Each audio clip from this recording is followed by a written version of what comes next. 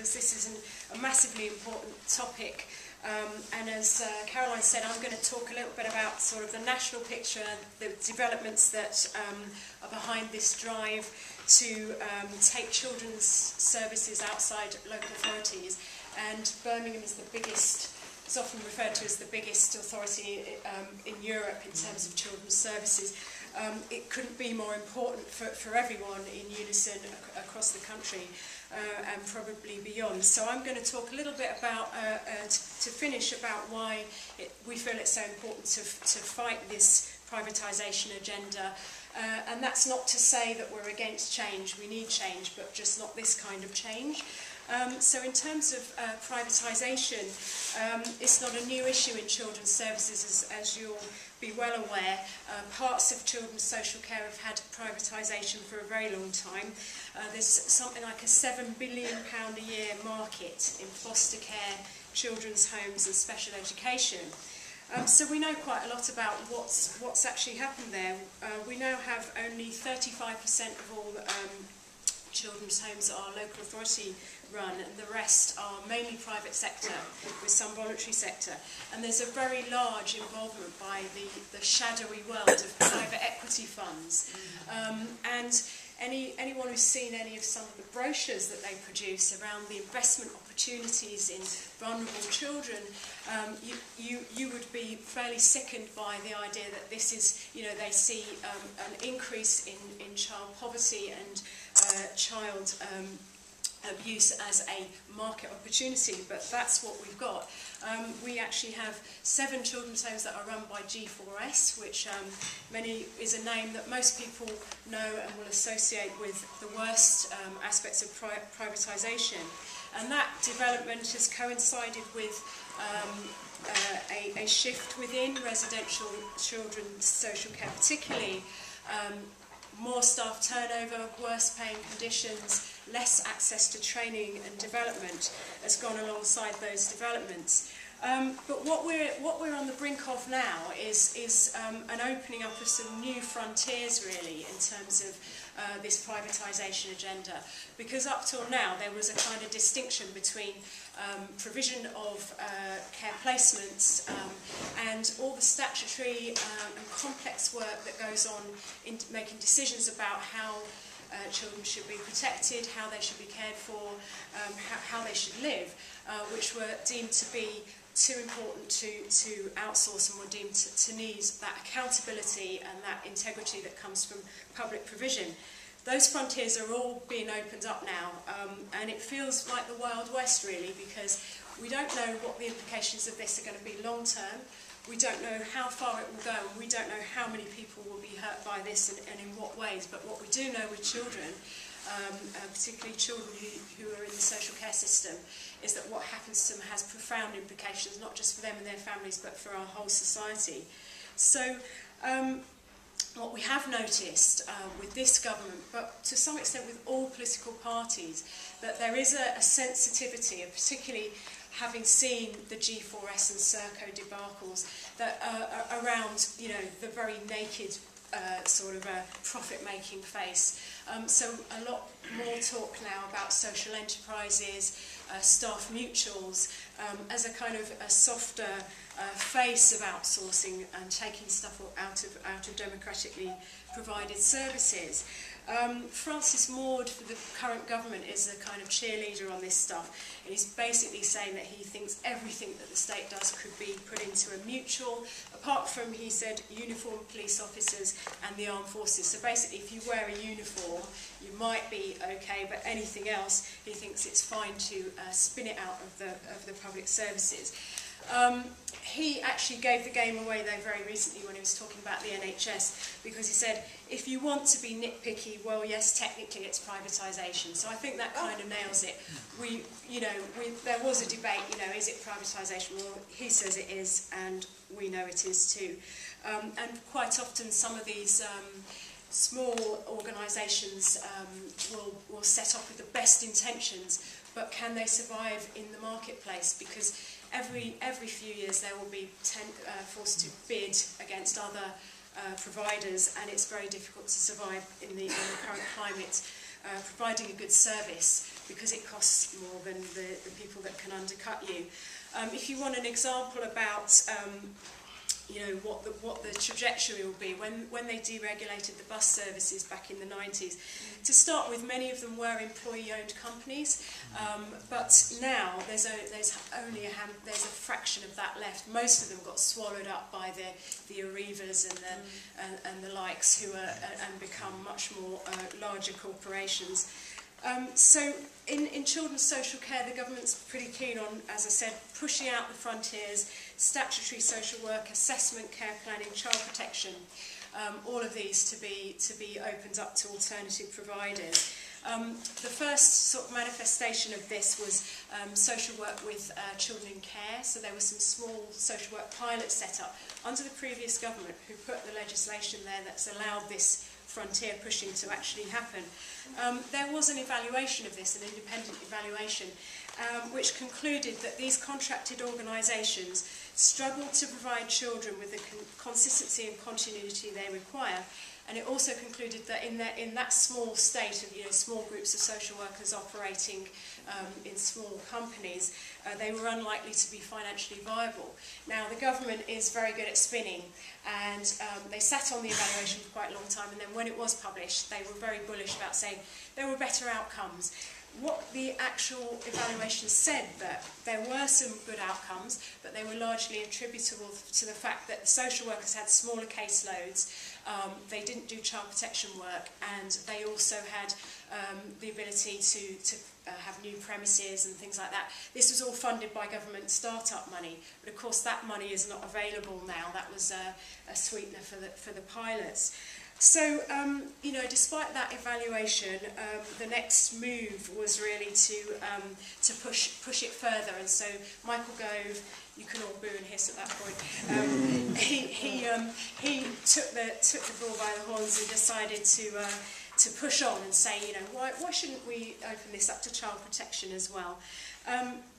They actually said that it was local authorities that were asking them to do this. They wanted the power to outsource.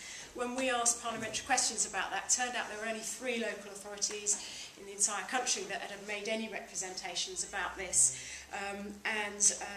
You know, that even when the pilots were going on, there was very little interest from local authorities, because I think most elected members feel that if you're going to do one thing in-house, it should be, you know, what decisions you make and how you provide, how you exercise your corporate parent role and how you intervene in children's lives. But what we're now seeing, of course, is a new sort of environment. Many people think that Michael Gove was interested in legislating to allow alternative providers, because in a separate box, what they're doing is this aggressive intervention in local authorities that's happening in Birmingham and Doncaster and a few other authorities. Ofsted is a new regime, inspection regime. They've done 33 inspections so far. I think so far only a third of authorities were even found to be good, none outstanding. Now, you know, there's a debate to be had as to whether the new threshold that Ofsted is inspecting to is fair, is better than the old one, but certainly what it seems is that the situation in local authorities hasn't changed particularly, but all of a sudden now the narrative is about all local authorities are failing, and we've got to go and intervene in all of them.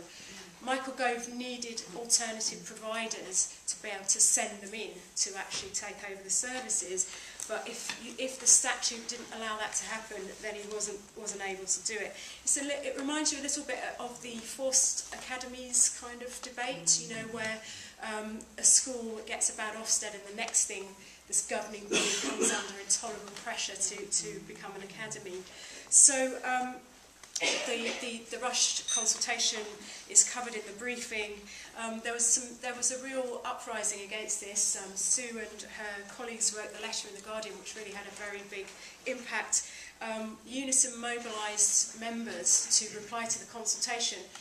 The first consultation they did on looked after children, there was only 20 responses to that. There was about 2,000 to this one on child protection.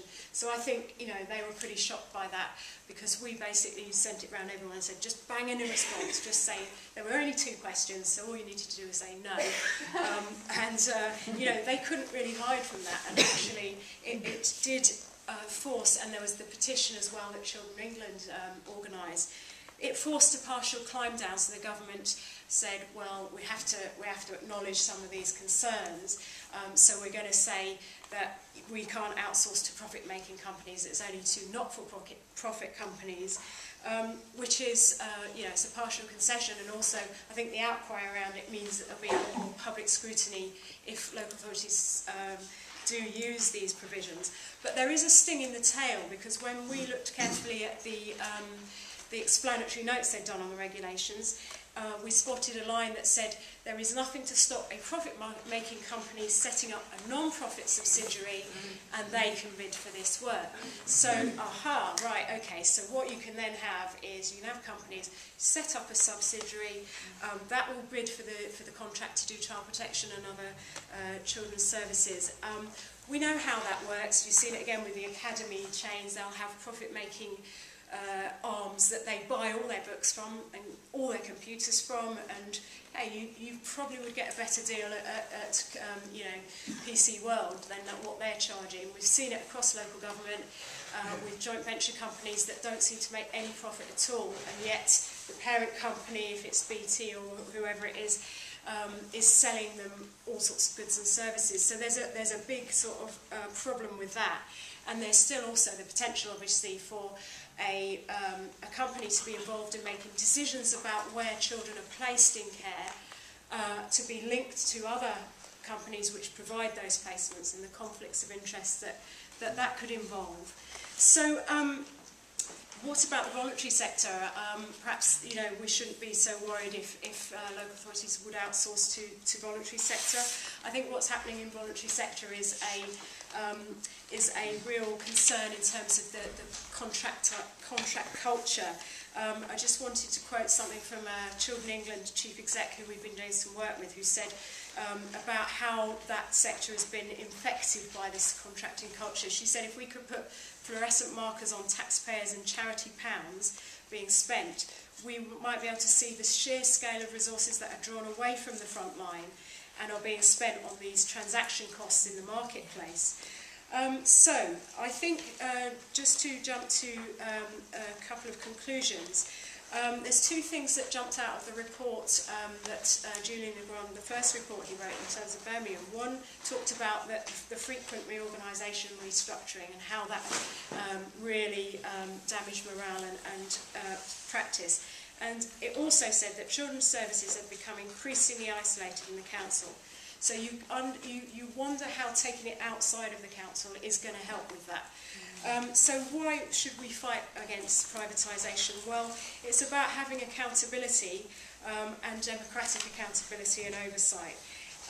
It's about having public trust. UNISON did some opinion polling, and this was around the time that there was a lot of stuff in the papers about child sexual exploitation, a lot of criticism of local authorities. But still, 66% of the public said that they would trust a local authority social worker to act in the best interest of children. Only 24% said they would trust a social enterprise employed social worker. And that really matters, because we need the public to trust the people who are in charge of child protection, because we need the public to engage and to report their concerns. The risks involved in the collapse of private providers, the fragmentation and the complexity once you get into the contracting and separate bodies having their own imperatives, and the issues around regulation. So the government doesn't want external providers to be regulated separately. They're resisting that in the same way that up until yesterday they were resisting independent regulation of academy chains, because they don't want that kind of pressure to be brought on private providers. So we have to really analyse any case that's put forward, the business cases, the governance. We have to demand openness. We have to address the real issues around caseloads and safe staffing and how we address the turnover of staff. And we have to build alliances. I think what the opinion poll shows and what the petition that so many people sign shows is that public do care about this, and it is possible to mobilise concern from the general public.